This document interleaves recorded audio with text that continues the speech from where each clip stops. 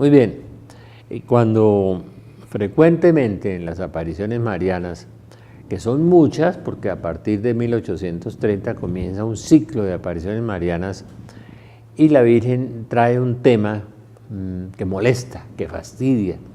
Cuando a uno le hablan del fin de algo, le hablan del fin de su vida, del fin de su carrera, ¿no? De lo que se llama fin, el término, la muerte, todo eso, uno se asusta, porque ya terminaron las cosas. Y la Virgen habla del fin de los tiempos. San Pablo nos habla del fin, el fin comienza con la venida de Jesús. Curioso, San Pablo nos habla de eso también. Es que se nos olvida la Biblia, y como no la leemos, y no la consultamos, y no la creemos, cogimos y dijimos que el Apocalipsis era un libro pretérito, que ya había pasado, y eso es mentira. La Madre Angélica hizo una gran burla de eso, diciendo, bueno, ¿dónde están los cielos nuevos y la tierra nueva? ¿Dónde están los 200 millones de hombres? ¿Dónde están? Hizo 14 preguntas que nadie le pudo contestar. La Madre Angélica creía mucho en el fin de los tiempos. Pero el fin de los días es una expresión que arranca en el libro del Deuteronomio, donde nos dice que Israel se convertirá al fin de los días, cosa que repite Jeremías, cosa que repite el capítulo 39 de Ezequiel y el capítulo 11 de la Carta a los Romanos de San Pablo, cuando nos habla de que lo último que sucederá es la conversión de Israel al final de los días, ¿no? Y nos dice cuándo comenzará el fin de los días. Curioso.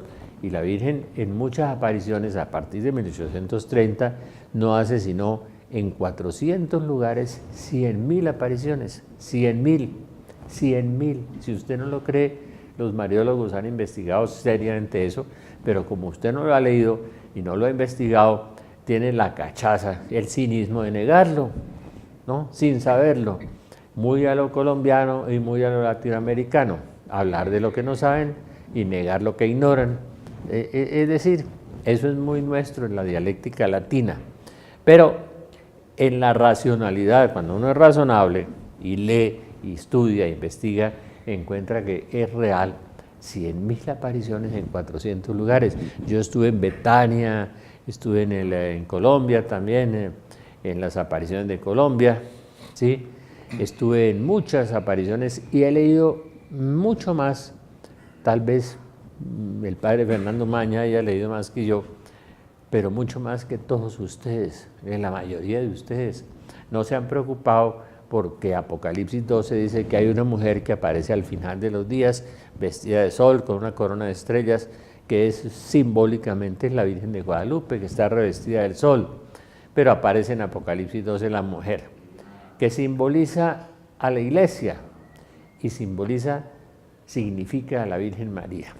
Pues el capítulo 38 del libro de Ezequiel nos dice que después de que Israel haya sido dispersado de entre numerosas naciones, y fue en el año 70, esa profecía ¿quién la hizo? Jesús de Nazaret, que Israel iba a ser dispersado por haber negado al Mesías. Israel mató a Jesús y lo dispersaron en el año 70 de entre numerosas naciones, pero como era el pueblo elegido de Dios, también Ezequiel profetiza que va a ser dispersado, pero que volverá a juntarse, a reunirse en el mismo lugar que era un desierto. Y esto sucederá ¿cuándo? Leamos Ezequiel 38. Vendrás de un lugar del extremo norte y pueblos numerosos contigo. Bueno, subirás contra mi pueblo Israel como un nublado que recubre la tierra. El ataque de Rusia contra Israel, Ezequiel 38. Será al fin de los días, ¿no? Dice que te reuniré al final de los días. 14 de mayo de 1948, Israel es reconocido como Estado por las Naciones Unidas. 14 de mayo de 1948 se cumple literalmente la profecía de Ezequiel y se comienza el final de los días. Pero resulta que Jesús dice que la higuera echa sus brotes, o sea, Israel echó el primer brote el 14 de mayo de 1948. Dice, y no pasará esta generación. ¿Cuál generación? La generación de los israelitas que nacen en 1948. ¿Cuántos años tiene una generación? 70 años. 1948 más 70, ¿cuánto suma usted, que es un gran matemático? 2018. O sea que no pasará el año 2018 antes de que se cumpla toda la profecía apocalíptica de Jesús en el capítulo 24 de Mateo, Lucas 17, 21 y Marcos 13. Bien, haciendo estos prolegómenos bíblicos, espero que haya entendido la Biblia de Ezequiel 38, Mateo 24, y si usted la lee bien y la concuerda, va a encontrar que estamos en el fin de los días según la Biblia, no según el discípulo ni según Rafael. No nos van a calumniar, nosotros no nos hemos inventado nada. Y resulta que en los postreros días, o sea, en el fin de los días, derramaré mi espíritu sobre toda carne y profetizarán. Y aquí hay un profeta del fin de los días, y si ustedes quieren hay dos, ¿no? Pero yo soy un pobre pseudo profeta, pero aquí hay un profeta y que nos va a hablar de los años proféticos del fin, que nos habla Daniel en las 70 semanas. Un día les vuelvo a hacer un programa sobre las 70 semanas de Daniel, que convergen en el nacimiento de Jesús y convergen en el tiempo del anticristo, en la aplicación del tipo y del antitipo, tipo y antitipo. Después les explicaré más tarde qué es eso en las clases de Biblia de los sábados. Si usted va a Belén a la clase de Biblia del sábado, aprenderá estas cosas. Si consigue los DVDs de los 14 DVDs sobre el Apocalipsis, lo va a entender. Pero si usted no lee y en una forma irracional descalifica al otro sin leer, ¿cómo descalificamos al otro sin razonar? Es una actitud de gente estúpida. Eso lo dice San Pablo, no lo digo yo. Entonces, Julián Soto, alias el discípulo, lo primero que él quiere decirle a ustedes, hoy me dijo que quería agradecerle a todos los colombianos por haberlo recibido en Medellín, donde lo vieron, en Bogotá, donde estuvo con nosotros, en Pereira, donde estuvo en estos días. Más de 5.000 personas lo escucharon. Y el Señor le ha dado muchas revelaciones, como a algunos profetas, como a Luz de María, ¿no? Como a tantos profetas en el mundo que en este momento están anunciando lo mismo. Y hay un inmenso rechazo de parte de sacerdotes y obispos que no leen, que no creen, que no investigan y que no estudian, ¿no? Por las profecías. Y Jesús dijo que vendría, que todo lo anunciaría a través de sus siervos los profetas. Y la primera protoprofeta es la Virgen María. Vuelvo y repito, 100.000 apariciones en 400 lugares que no podemos ignorar. El discípulo les quiere dar las gracias y va a empezar con la aparición de 1830. A partir de ese momento se van a cumplir y se están cumpliendo y se han cumplido muchas cosas de la Salet, la reina de las profecías, como la llamaba Juan Pablo II, léala, y Fátima y otras profecías. Bienvenido, Julián, para que le dé las gracias a estos colombianos que te escucharon aquí. Muchas gracias, muy agradecido por todas las atenciones. Me siento con mi segunda patria, mi segunda casa, Colombia, muy agradecido y quiero agradecer de manera muy importante, muy especial, a la gente de Pereira, los hermanitos de Medellín y Bogotá, que han escuchado estas conferencias donde estoy cumpliendo 33 años de misión. Desde el 24 de junio de 1984 hasta esta fecha se cumplen 33 años de misión, Señor. Yo recuerdo que un 27 de junio, Señor, hermano, y tuve un encuentro muy personal con la Santísima Virgen María en 1984, un 27 de junio. ¿Usted era drogadicto?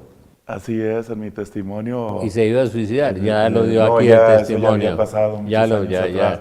Sí. Del 76 para adelante que ocurre mi conversión. Me vuelvo a encontrar con Nuestra Madre Santísima en 1984 y es un día precisamente 27 de junio a las 3 de la tarde cuando ella me explica la importancia de las profecías y las advertencias del cielo.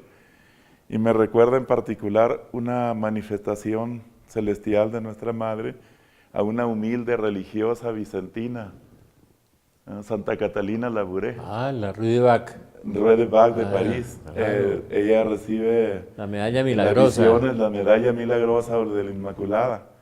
Y esta medalla pues obtiene el título de milagrosa de acuerdo a que muchas maravillas y milagros de Dios se estaban realizando en el mundo por la aportación y la circulación y la veneración de esta medalla como otros sacramentales que la Santa Madre Iglesia tiene para protección y bendición.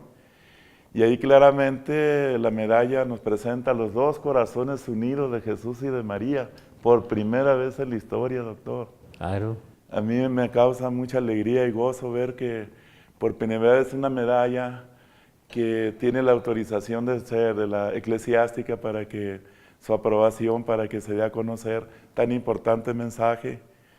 Y desde ahí empiezo nuestra madre en 1984 a hacerme referencia de esta medalla milagrosa de la Inmaculada y que a partir de ese momento hasta el final de los tiempos se cumplirían todas las profecías y advertencias del cielo recibidas a la humanidad por profetas o instrumentos especiales que el cielo ha escogido en su bondad y misericordia, no por mérito alguno propio, sino porque Dios así lo ha querido, manifestar con instrumentos humanos y pecadores, como es su servidor o como lo fue grandemente en un tiempo, pero ahora rescatado de todo el vicio y el pecado y encomendándose una misión tan importante para todo el mundo entero. Yo tendría que hacer una meditación acerca de la importancia de este mensaje, porque también recuerdo que un gran santo de la iglesia, San Juan Eudes, Habló de dijo los por dos primera vez corazones, de los dos corazones, que o el eran corazón, el mismo. no están divididos los dos corazones de Jesús y María,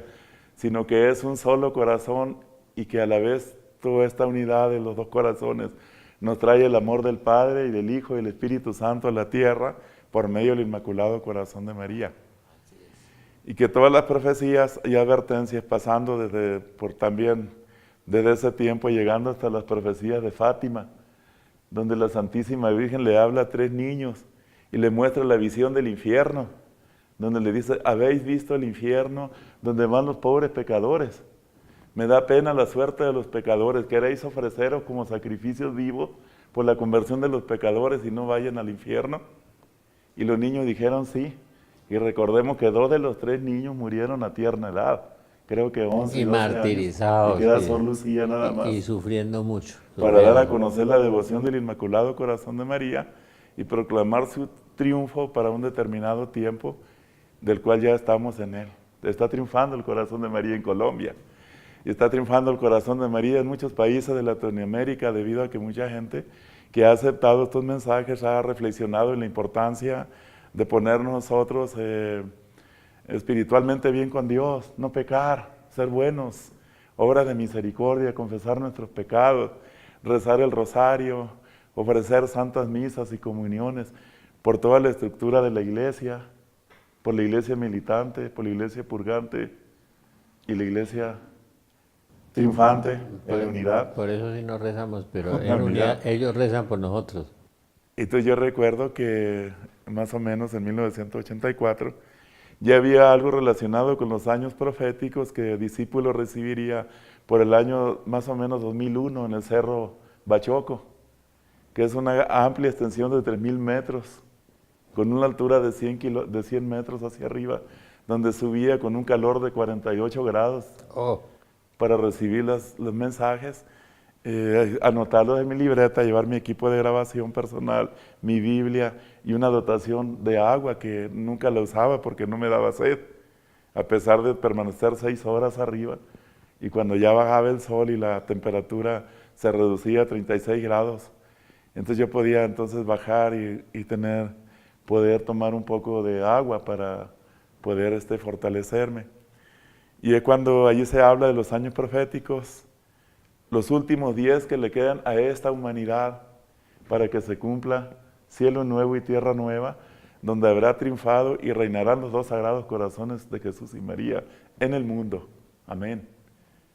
Y para esto debe darnos una alegría porque dentro de la bondad del corazón misericordioso de Dios, tiene un regalo para todos sus hijos, porque Dios sabe agradecer la fidelidad de sus hijos y la permanencia en la verdadera doctrina de la iglesia, la defensa de la fe, de los dogmas, de la pureza y de la integridad moral de la familia y lo que representa para Dios nuestra entrega y renuncia al mundo. Y decirle, Señor, cada día, toma nuestra vida, nuestra voluntad y que se realice tu propósito en este país amado de Colombia u otros países que escuchan estas grabaciones. Tengan un corazón abierto a Dios y sepan que Papá Dios es agradecido y que no tengan miedo. Esas eran las palabras de San Juan Pablo II. No tengáis miedo, no tengan miedo, que no tengamos miedo a lo que pueda pasar porque Dios nos protege si somos fieles.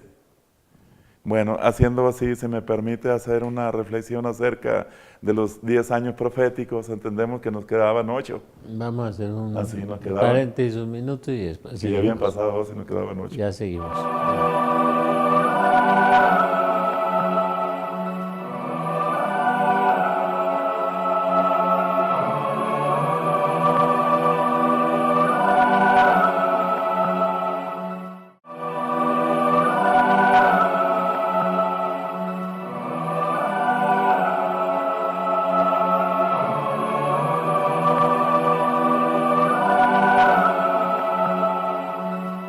Años proféticos. Señor, yo soy tu discípulo, así me has bautizado tú en 1994 en aquella visión que me dijiste que te mirara a los ojos y que tú eras el Rey de Reyes y Señor de Señores. Explícame los años proféticos porque no entiendo nada. Si tú quieres que yo lo explique adecuadamente como tú quieres, debo entenderlo en mi corazón y también en mi mente, que debo entenderlo para ser testigo de estos años proféticos. Y me dice, ya han pasado 2 años de los 10, restan solo 8. Y la diferencia de un año profético a un año civil es de que un año civil empieza un 1 de enero y termina un 31 de diciembre. La diferencia es que el año profético empieza un 24 de junio de un año y termina el 24 de junio del año siguiente. Por lo tanto, acaba de pasar el 24 de junio y entramos en el año profético octavo, 8. Y vamos hacia el 7, al 6 y el 5 hasta llegar al año 0. Y es donde se cumplirán todas las profecías, incluyendo la del aviso, la del milagro. Y la del castigo. La del castigo, porque algunas personas todavía no creen que se apareció nuestra Madre en esa aparición tan bendita y santa en Garabandal, en el pueblo de San Sebastián. Si recordamos esas apariciones tan importantes y que fue un mensaje con un fondo eucarístico muy definido, un fondo muy profético en que todo lo que sostendría al mundo hasta estos tiempos sería la adoración eucarística perpetua, porque es el sol que nos alumbra la fe a todos. Y cuando la fe se acabe en Colombia, Colombia se va a destruir y se va a dividir. Colombia y todos los pueblos de Centroamérica, de América Latina y Norteamérica deben tener un especial amor por la adoración eucarística a Jesús sacramentado, porque esto va a traer grandes bendiciones espirituales y protección sobrenatural y bendición tan grande también por medio del Inmaculado Corazón de María. Y dice que uno de los años yo recibí un mensaje cuando estuve en Pereira, al término de la Santa Misa, cuando acababa yo de comulgar, de recibir a nuestro Señor, me da un mensaje que hace 4 horas escribí, llegando acá, descansando acá en Bogotá, y que ya creo que ya está por publicarse en nuestra página en internet, un mensaje muy importante que habla de un periodo de días que representan 3 años, el del año 2000, parte de la mitad del año 2000 que nos resta del año, el 2018, el 2019 y mediados del año 2020, que es aumento de herejía, cisma, apostasía, falta de fe, crisis en la vida religiosa de la Iglesia católica, conventos casi abandonados, pocas vocaciones, seminarios cerrados, sacerdotes perseguidos. Viene un relajamiento en la fe, viene un tiempo en que será muy difícil encontrar la verdadera fe en el corazón de los cristianos. Y cuando sabemos que por la catequesis que hemos recibido dentro de nuestra Santa Madre Iglesia Católica, que la fe es un don que recibimos a través de un sacramento, el primero, el bautismo, recibimos la fe. Quiere decir que cuando mientras un niño no recibe el sacramento del bautismo, digamos que no tiene la fe como, recibida como un sacramento, como un dogma mediante el sacramento, ¿verdad? Porque también los sacramentos tienen que ver mucha relación con los dogmas. Creo yo que son los fundamentos y la columna de la iglesia, de nuestra Santa Madre Iglesia. Pero también la fe debe alimentarse, fe en la lectura de la Sagrada Escritura. Aquí está el tesoro más grande, amigos y hermanos. No hay otra forma de conocer a Jesucristo, porque esto no es un libro, es una persona viva, es nuestro Señor Jesucristo, y aquí está el principio y el fin de la humanidad, el alfa y el omega. Aquí está Dios, y el que no conoce las Escrituras y no lee las Escrituras, no conoce a Cristo. No recuerdo que un gran santo decía eso. San Jerónimo. Sí. San El que no Jerónimo, lee la Biblia no conoce a San Cristo. Jerónimo fue el traductor de la Biblia y lo dijo. Y yo paseándome por algunos lugares de Medellín, a mis amigos, hermanitos hermosos de Medellín, me encuentro un letrero, clase gratis de Biblia sin religión. Fíjese, hermanito, en Medellín. Y luego voy a Pereira y me encuentro en un lugar más escondido, otra casita, ¿no? Porque yo donde voy me fijo en todo, ¿no? Como discípulo.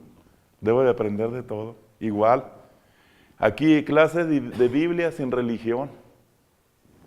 Yo creo que no son católicos, Rick. No. Bueno, hablando de nuestra santa religión católica, la única y verdadera, porque Jesucristo la fundó sobre San Pedro y nos garantiza la verdad a través de la asistencia del Espíritu Santo. Mateo Que 16. nos estaría con nosotros todos los días hasta el fin del mundo. Tú eres Pedro.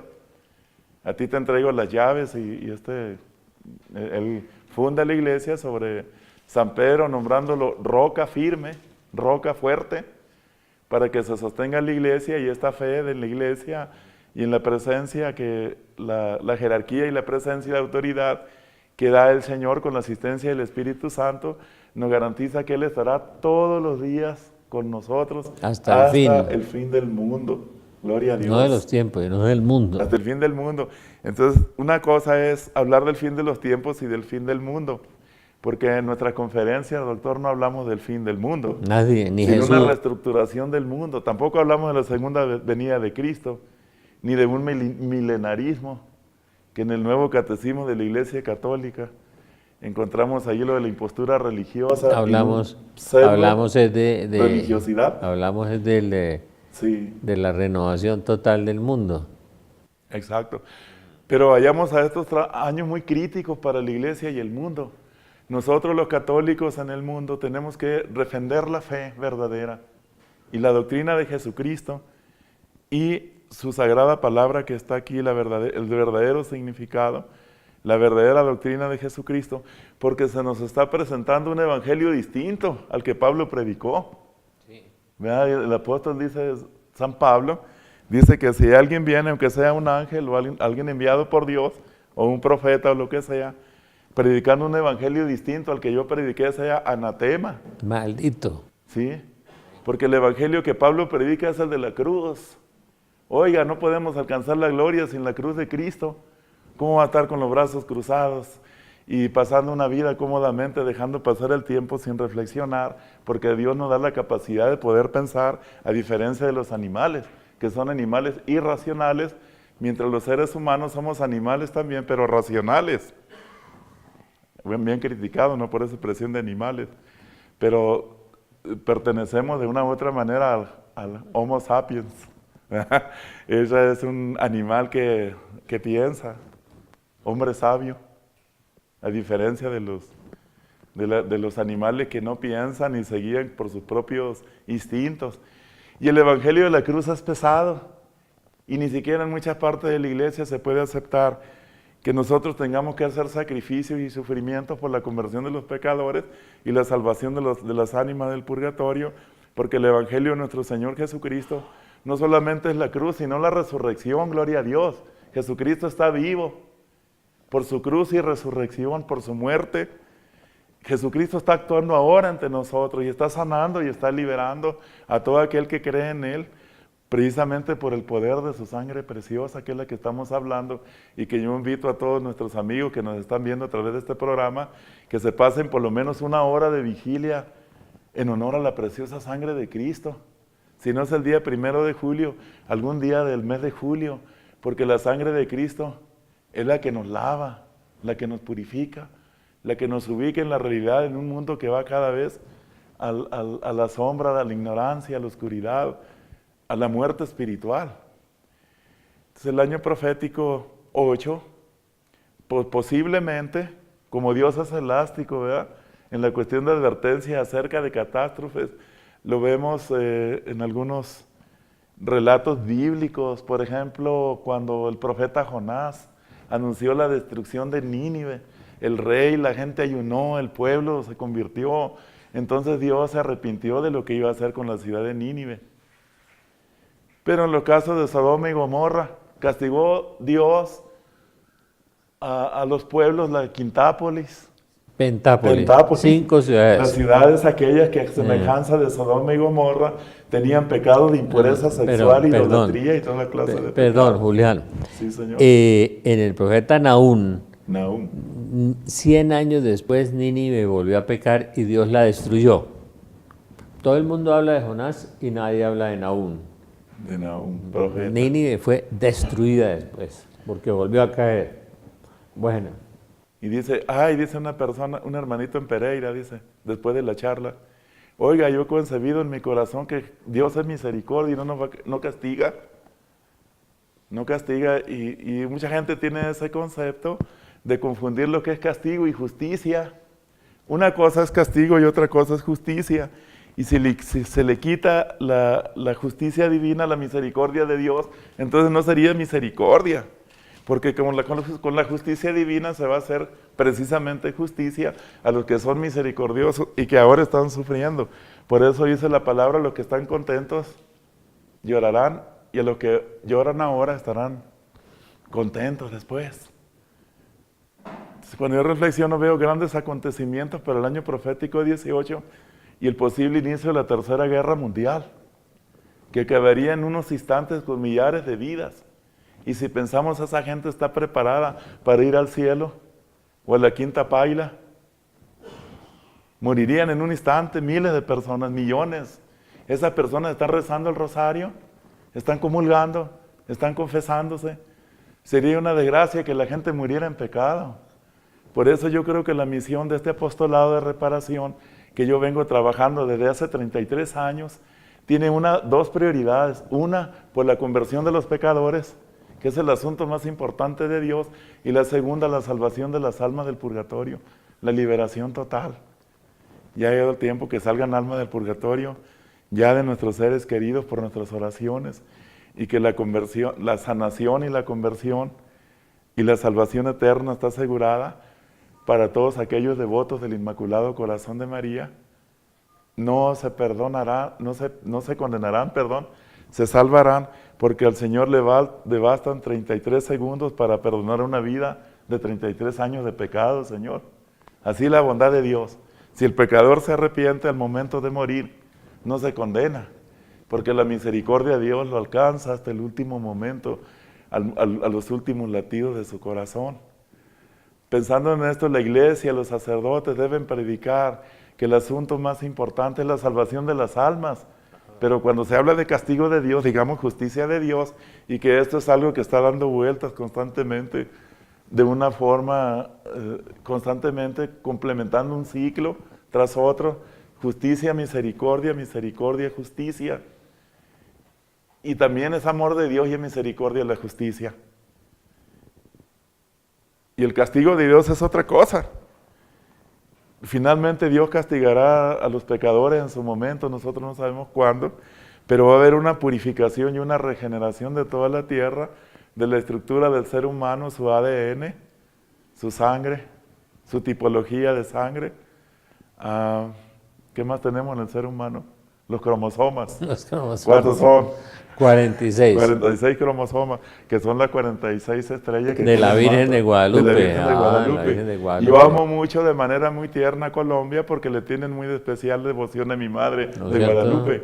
Yo felicito a todos los colombianos y a otros países que tengan esta imagen santa de la Virgen de Guadalupe en sus hogares. De la Virgen del Apocalipsis. Claro, porque esa Virgen, esta vocación, esta aparición está vestida de a sol. San Juan Dieguito.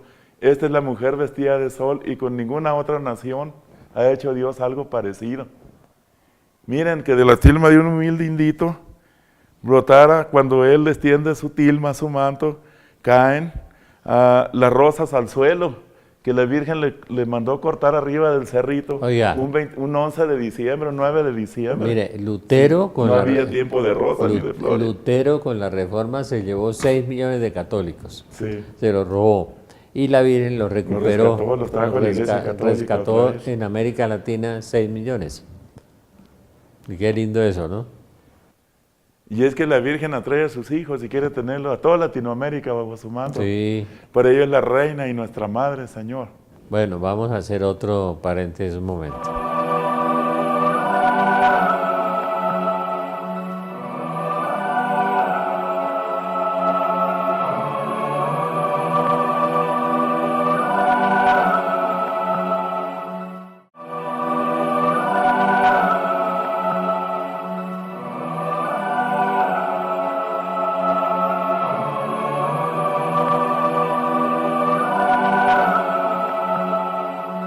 Yo quiero leer un pequeño texto de Hebreos capítulo 12.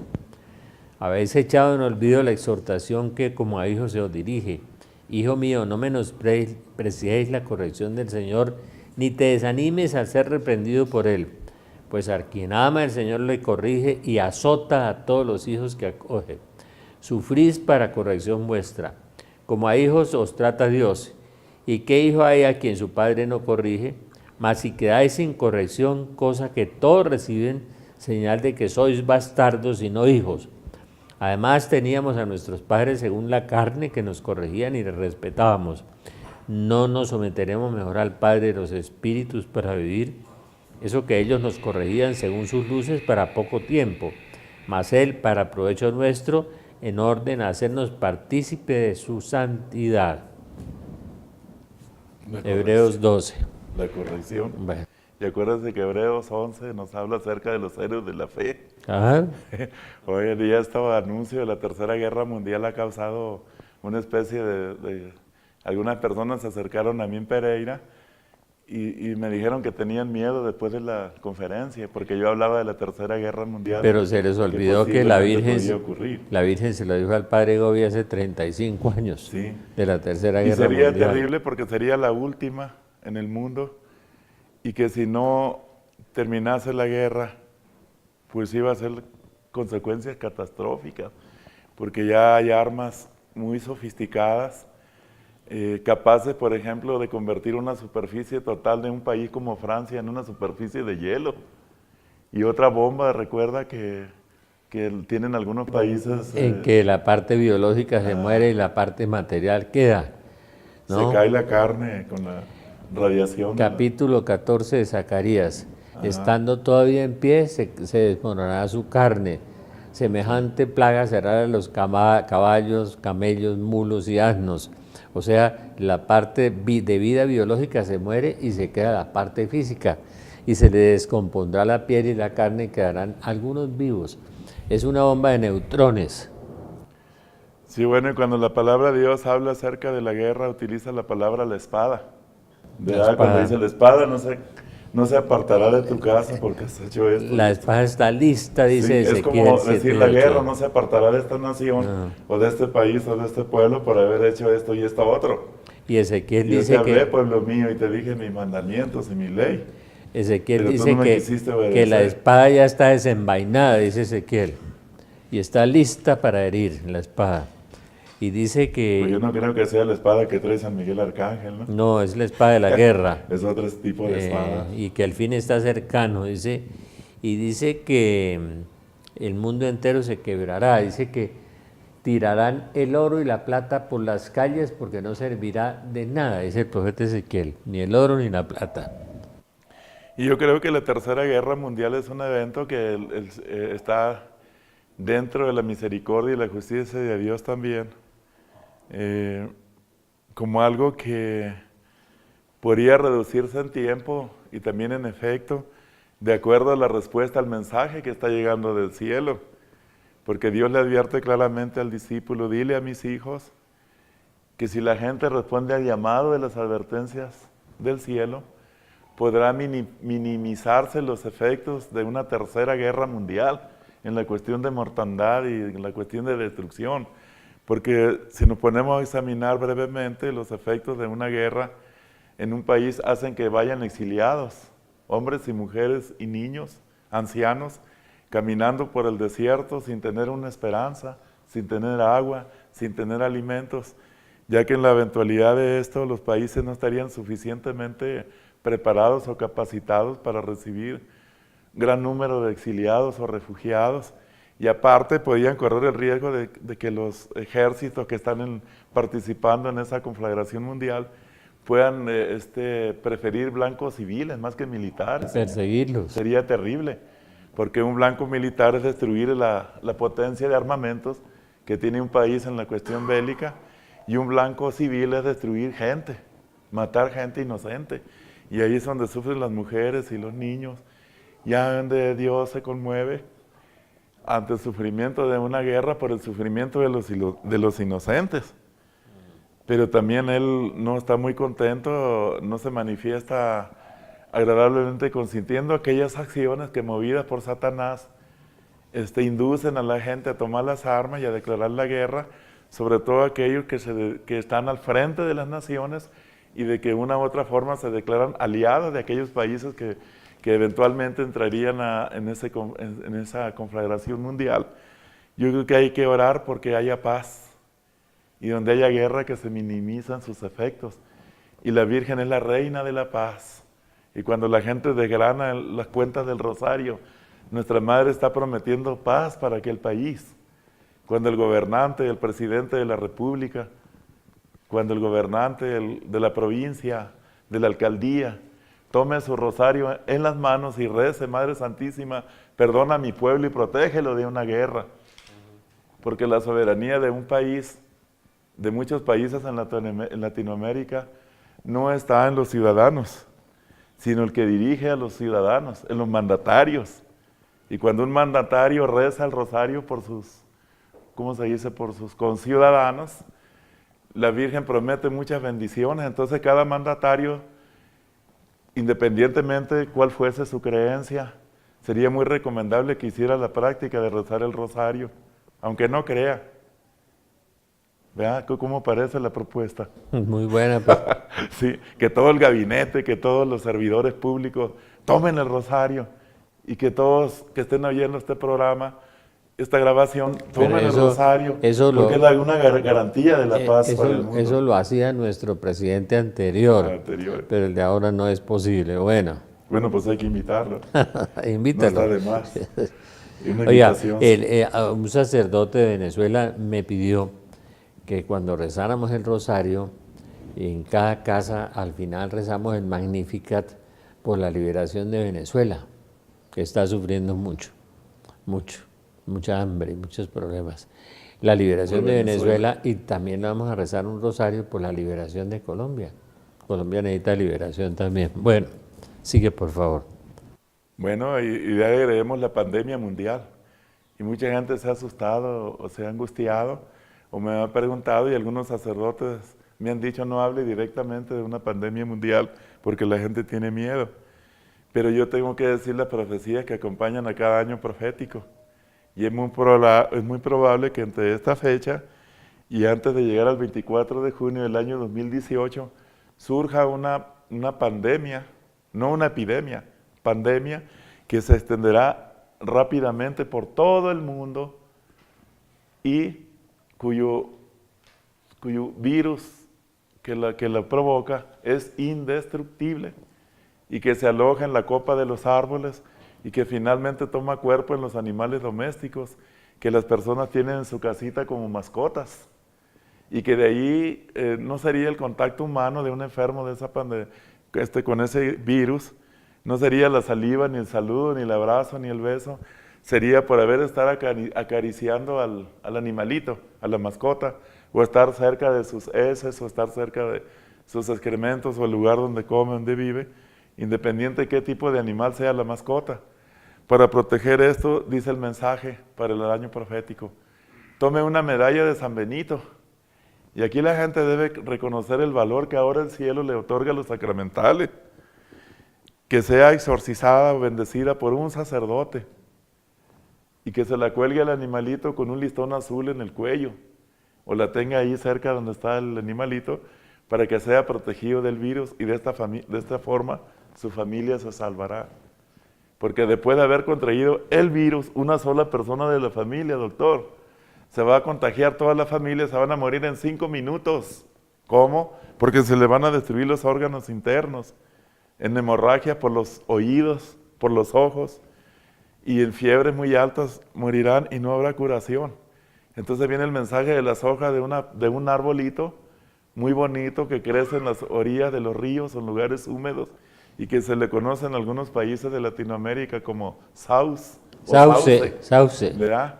Entonces hay que coger antes de invierno o un tiempo determinado cuando la hoja esté a punto de caer al suelo, o sea, ya madura, o desprenderla y guardar grandes depósitos de hojas de sauce para preparar tés medicinales que van a curar de esa epidemia automáticamente. Voy a curar a mi familia y voy a curar a todos los demás que quieran, que toman la infusión en forma de una bebida caliente, endulzada con miel de abeja pura. Y esto saldrá pronto en un folleto que vamos a publicar en coordinación para que se conozcan todos los remedios. Coordinación con Belén. Sí, vamos a hacer ese folleto donde viene explicado ahí el proceso. Yo le decía a la gente, cúrense con los pétalos de rosas, 26 enfermedades, preparando el té de rosas. Y hay que hacerlo ya. Entonces cuando se logre, la persona que ha escuchado estos mensajes, como es revelación privada, yo les he explicado siempre que no son dogmas de fe. Es como si una persona dice, yo no creo en el infierno, pero el infierno existe. Otra persona dice, yo no creo en el cielo existe. Otra podrá decir, yo no creo en el purgatorio, pero el purgatorio existe, aunque una persona diga que no existe. Y si una persona niega una revelación privada, no comete ningún pecado, ninguna herejía, porque no es dogma de fe. Si crea y así se haga. Pero el purgatorio sí es dogma de fe. El purgatorio y el infierno también. Dogma de fe. Vamos a hacer otro paréntesis un instante.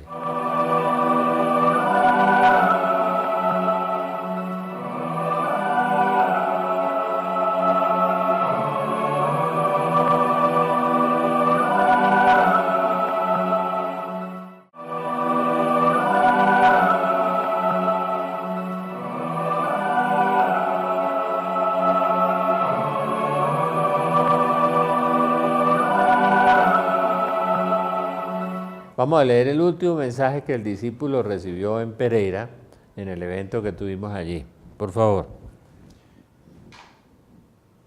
En Pereira, en la ciudad de Pereira, Colombia, dice 26 de junio. Bueno, hay algo en la fecha, ¿no? 2017. Amados hijos míos, mensaje de nuestro Señor Jesucristo. Por causa de la ignorancia con respecto a la justicia divina, se confunden muchos de mis hijos desviándose así del camino de la verdad. Os habla Jesús de Nazaret. Habéis entrado ya a los años del cisma, la herejía y la suma de la apostasía. Hijos míos, la fe la recibió cada uno de vosotros como un regalo maravilloso de mi corazón eucarístico, de donde brotan como una fuente de luz cada uno de los sacramentos de mi corazón eucarístico, de lo más profundo. Os hago un llamado urgente a meditar en este tiempo de los gentiles, en las verdades medulares de vuestra fe, los dogmas que son fundamentos y columnas de la Iglesia. Mis enemigos se han llenado de soberbia y claman llenos de furor en contra de lo que es sacro y que ha sido siempre para mí motivo de gran delicadeza y cuidado. Yo soy el que soy, y la luz de mi eucarístico corazón os muestra el camino a la verdad. Yo soy el que soy, camino, verdad, y yo soy la vida. Tengo el poder de dar la vida, porque mi Padre me ha dado ese privilegio. Yo doy la vida eterna, porque he recibido para darla continuamente a quien la quiera recibir. Yo, Jesús, perfecciono el amor humano cuando vosotros abrís vuestro corazón. La fuente de la divinidad procede de mí y la doy a los que son mansos y humildes de corazón. En los corazones que se abren a mí y al Santo Espíritu habita la santidad del tercer cielo, donde se une la ciencia de Dios con el espacio de vuestro tiempo terrenal. Oh amada humanidad, yo soy, no temáis, guardad prudencia con vuestro testimonio de vida, pero no calléis la verdad. Hablad de mis mensajes como advertencias justas y santas, sin quitarle las inmensas bondades de mi misericordia. Yo soy justo, de ahí deriva mi justicia, que muchos de mis hijos confunden con amenazas y castigos. Sí, vendrá un gran castigo que culminará con la purificación. Yo soy manso y humilde de corazón. Oh amada humanidad, pedidme con amor los tesoros inapreciables por parte del mundo, y yo os daré la mansedumbre y la humildad. Serán a partir de hoy 1095 días de gran oscurantismo en la fe, como la prueba final para mi remanente fiel. La fe tiene su raíz y fundamento principal en mi cruz, mi sacrificio. Por mi sangre purifiqué esta tierra, pero los idólatras y herejes modernos han agregado doctrinas ajenas, donde se ensalza la bondad del hombre y se minimiza la bondad de mi Padre celestial. Cuando supieron los fariseos y maestros de la ley y las autoridades religiosas de mi tiempo que yo realizaba y sigo realizando prodigios y milagros por el poder del dedo de mi Padre, vuestro Padre, mandaron espías para vigilarme. Luego planearon mi muerte, pero no creían en mi resurrección. Yo soy Jesús, estoy vivo y gobierno con poder desde el trono, y a mi lado está la reina, mi purísima madre. Viene un tiempo, futuro inmediato, que mi verdadera iglesia quedará sin pastor, pero desde el cielo la gobernaré con celo, porque yo soy el buen pastor da la vida por sus ovejas. Las consecuencias, los efectos de la pérdida de la fe serán muchos, con errores acerca de la verdadera doctrina de mi cruz, de mi espíritu y de mi evangelio. Os ama vuestro Padre, venid a mí los que estéis cansados por la carga y descansad en mí, pequeño rebaño de remanente fiel. Voy a instituir una alianza profética, poderosa. A través de ella renovaré mi alianza y mi promesa de una reducida humanidad que poseerá cielo nuevo y tierra nueva. La impostura religiosa del anticristo ya ha llegado. Se acerca a vosotros el tiempo de la liberación total. Esta tierra será cribada y purificada con fuego y agua. Os hablaré más acerca de esto. Os bendice mi Santa Madre. Bendigo de manera especial a Colombia, país que ama a mi Santa Madre. Yo soy Jesús. Amén. De Nazaret. Bueno, es suficiente. Suficiente. ¿Cuántos días? Desde 1095 días. 3 años de 365 días cada uno corresponden a ese número de días, de criba, de purificación. La fe de nosotros, queridos hermanos, debe fortalecerse con la fuerza del Espíritu Santo. No tengan miedo. Colombia será iluminado con la mirada de María y con su sonrisa también. Y la paloma de la paz volará por todas partes. Cundinamarca, Boyacá, Medellín, Antioquia. ¿Qué más? Santander. Santander. La paloma del Espíritu Santo va a andar por todos los montes de Cundinamarca. Claro. Boyacá, la otra parte de Boyacá. Garagoa. Garagoa. Muy bien. Muy bien. Bueno, mis queridos telamigos, hemos oído al discípulo, hemos oído el último mensaje que el Señor le ha regalado. Le queremos dar gracias por haber venido a Colombia, por habernos acompañado por segunda vez. Yo pienso que no basta oír estos mensajes. Yo he leído muchos mensajes, los he leído en los grupos de la Biblia, en todas partes, en la televisión, y resulta que oímos, leemos y no vivimos. Somos incoherentes. Lo mismo que pasa con la Biblia, leemos la Biblia, pero no la vivimos. Y la conversión es hacer vida en nuestras vidas la palabra de Dios. Lo que Él les dijo al principio, el libro más importante, que es palabra viva, dice San Agustín. Es la Biblia y hay que leerlo y vivirlo. Y lo que decía San Jerónimo, el que no conoce el Evangelio no conoce a Cristo. Aunque vaya a muchos grupos de oración, haga muchos lilolás y muchas oraciones, si no conoce a Jesucristo, pues porque no ha conocido la Biblia. Que Dios los bendiga, que Dios les pague al discípulo, que Dios lo bendiga. Pongámoslo en nuestra oración a Él y a mí también. Oren por nosotros, porque nosotros, los que anunciamos estas cosas, estamos sometidos a muchos ataques, a muchas calumnias, a muchas infamias, como está haciendo él y como está haciendo nuestro amigo en Bucaramanga, y yo y todos los que estamos en este campo de anunciar la verdad. Que Dios los bendiga. Amén. Amén.